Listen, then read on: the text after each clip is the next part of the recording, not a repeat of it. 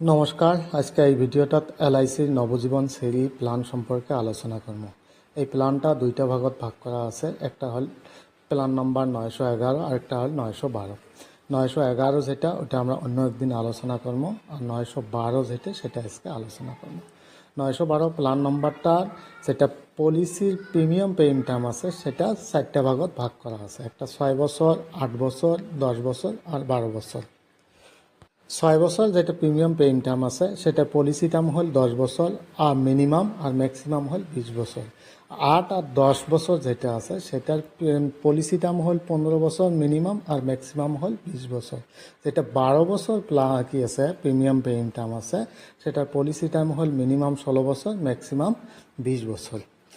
আমরা একটা উদাহরণ নিয়ে এই প্ল্যানটা বোঝার চেষ্টা করব।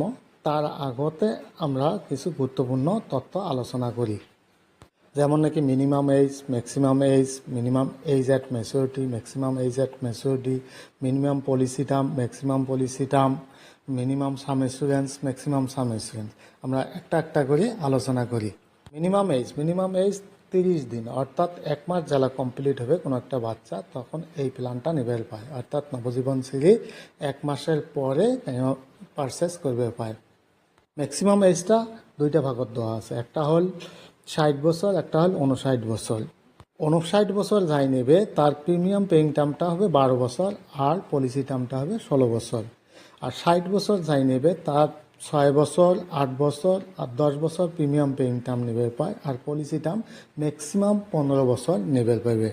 মিনিমাম এজ অ্যাট ম্যাচুরিটি, কত বছর মিনিমাম বয়স হলে ম্যাচুরিটি পাবে। একটা যদি বাচ্চা 1 বছর বয়সত পলিসিটা নেয় তাহলে ইয়ার 17 বছর ওয়েট করা হবে, অর্থাৎ মিনিমাম এজ হল 18 বছর। 18 বছরের আগত কোনো ম্যাচুরিটি পান না। ম্যাক্সিমাম এজ যেটা আছে সেটা 75 বছর। 18 বছর যদি কোনো বাচ্চা 1 বছরত নেয়, টাইম যে প্ল্যানে নেক না কে তার 18 বছর যখন বয়স হবে তখন ওই ম্যাচুরিটি বেনিফিটটা তোলবার পাবে। আর ম্যাক্সিমামটা তো 75 বছর।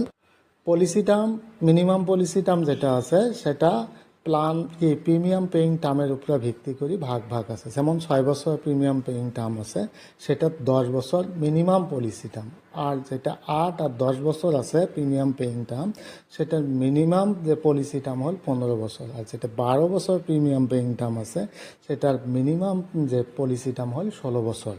ম্যাক্সিমাম পলিসি টার্মটা অলরেডি কোয়া আছে 20 বছর ম্যাক্সিমাম পলিসি টার্ম সবগুলোর ক্ষেত্রতে। মিনিমাম সাম এসুরেন্স আছে, ম্যাক্সিমাম সাম এসুরেন্স নাই। মিনিমাম সাম এসুরেন্স 5 লাখ, 5 লাখের নিচত নিবেল পাবে না। আর ম্যাক্সিমাম যেটা আছে ম্যাক্সিমাম টাইম কত নেই তা নিবেল পাইবি। এটা যেটা ক্যালকুলেশন করবো আমরা নবজীবন সেরি যে হিসাবটা করবো কত টাকা বেনিফিট হবে। আমরা বেনিফিটটা দুইটা ভাগত ভাগ করছি, একটা হল ম্যাচুরিটি বেনিফিট আর একটা হল ডেট বেনিফিট। তো ম্যাচুরিটি বেনিফিটত কী থাকবে? ম্যাচুরিটি বেনিফিটত এক থাকবে সাম ইন্স্যুরেন্স থাকবে আর গ্যারান্টেড এডিশন যেটা এটা থাকবে।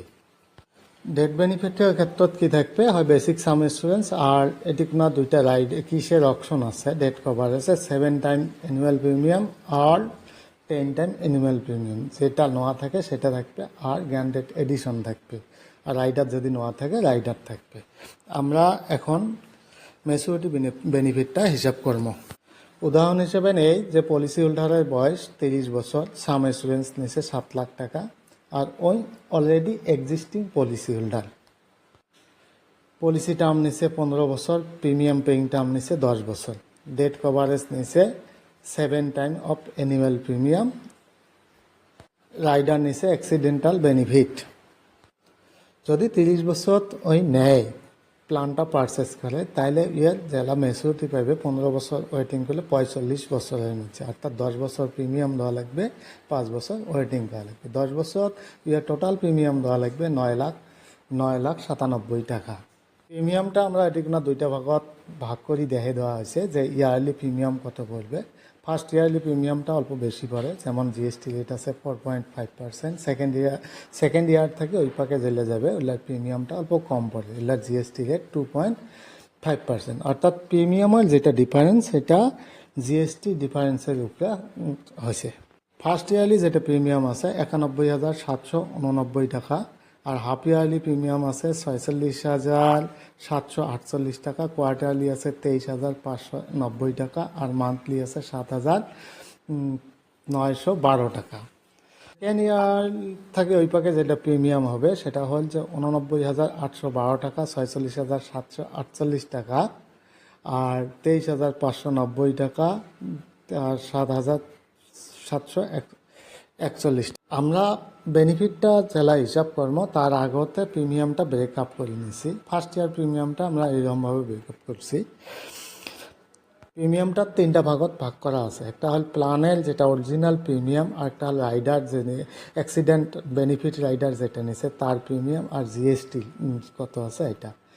তো প্ল্যান প্রিমিয়াম আছে 87,570 টাকা, আর অ্যাক্সিডেন্ট বেনিফিট রাইডারের প্রিমিয়াম আছে 236 টাকা, আর জিএসটি আছে 3,953 টাকা। টোটাল প্রিমিয়াম 91,789 টাকা। প্রিমিয়ামটা ব্রেক করে নেওয়ার কারণটা হলো আমার হিসাব করার জন্য পরে সুবিধা হবে। তা এখন ম্যাচুরিটি বেনিফিট যেটা আমরা হিসাব করবো, সাম ইন্স্যুরেন্স তো অলরেডি আছে 7 লাখ টাকা। গ্যারান্টি এডিশনটা আমার হিসাব করা লাগবে। গ্যারান্টি এডিশনটা আমার কি আছিল, যে ক্রাইটেরিয়া কি আছিল, 15 বছরের ক্ষেত্রে কত টাকা আছিল, যে গ্যারান্টেড এডিশন 9% অলরেডি আছে। তারপরে এই 7 লাখ টাকা নিছে, 7 লাখ টাকা হাই সাম ইন্স্যুরেন্সত পড়ছে। হাই সাম ইন্স্যুরেন্স ইনসেন্টিভ 0.12% আছে এক্সিস্টিং পলিসি হোল্ডার, তাহলে 0.12 আরও যোগ হবে। টোটাল ইয়ার গ্যারান্টি এডিশন হবে 9.24%। তাহলে আমরা হিসাব করি ওই মানুষটা যদি পলিসিটা চলে থাকলে কত টাকা পাইবে। প্রথম বছর ওই দিবে 87,570 টাকা টোটাল, তাইলে ওই পাইবে 8,091 টাকা। আর সেকেন্ড বছর ওই দিবে 1,75,140 টাকা পাইবে, ওটি কোনো 16,463 টাকা। থার্ড বছরে ইয়ার যেটা প্রিমিয়াম হবে, টোটাল প্রিমিয়াম হবে 2,62,710 টাকা। এটার উপরে যেটা গ্যারান্টেড এডিশন 9% করে হিসাব করে যদি যায় 24,000 টাকা, 24,000 সামথিং হয়। তাই এমন করি 9 বছর বা 10 বছর পর্যন্ত ওই আসবে। 10 বছর জেলা হবে তখন পাবে 80,915 টাকা। 10 বছরের পরে যেহেতু ইয়ার প্রিমিয়াম পেইংটা অলরেডি কমপ্লিট হয়েছে, তাহলে ইয়ার টোটাল প্রিমিয়ামটা যেটা আছে 8,75,700 টাকা ওইটাই থাকবে। তাহলে এটা 6 বছর সেম প্রিমিয়াম থাকবে, মানে 6 বছর ওই 80,000 টাকা, 80,915 টাকা করে পাবে। তার মানে টোটাল এই 6 বছরত 4,85,490 টাকা। এর টোটাল যেটা কি হবে পাইবে 8,49,885 টাকা।